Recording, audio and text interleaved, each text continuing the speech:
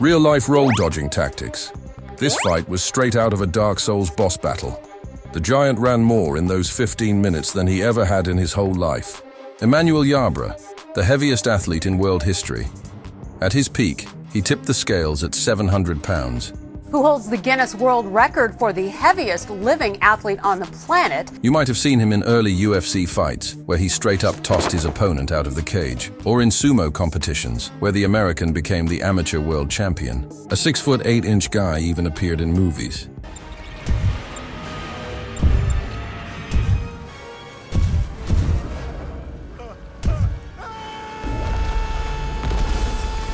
Not as Godzilla though, but as an underground fighter. His mixed martial arts career really stands out, where he became the only person in history to win by simply crushing his opponent under his own body weight. The next poor sap didn't want to turn into ground beef, so he decided to fight smart instead. The walking wardrobe was sure he'd squash him with sheer mass as soon as the bell rang, but the Japanese guy's strategy shocked absolutely everyone. The plan called pedal like crazy before you get your ass kicked turned out to be the only way to handle the fight, since their weight difference was a whopping 400 pounds.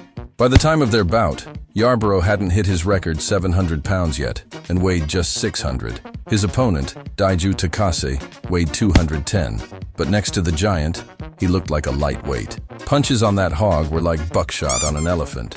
He didn't even take them seriously. Rare attempts to board the jelly ship went nowhere, and in one of those charges, the Japanese guy ate just one shot and realized the power matchup was nowhere near in his favor. They soon banned him from biking around. After all, this was a fight, not a track meet. The ref gave him a yellow card for stalling and demanded he fight more aggressively. That's when Takase decided to take down the hippo, but he regretted it instantly. Ending up underneath the American, the Japanese guy took a full bomb drop, a real fat man impact. No! God, please, no! Takase miraculously survived the caloric skyscraper's fall, but a way more torturous ordeal was waiting ahead. Jabba the Hutt was seriously pissed at him and thrilled at the same time that he'd finally snagged his prey in those greasy paws.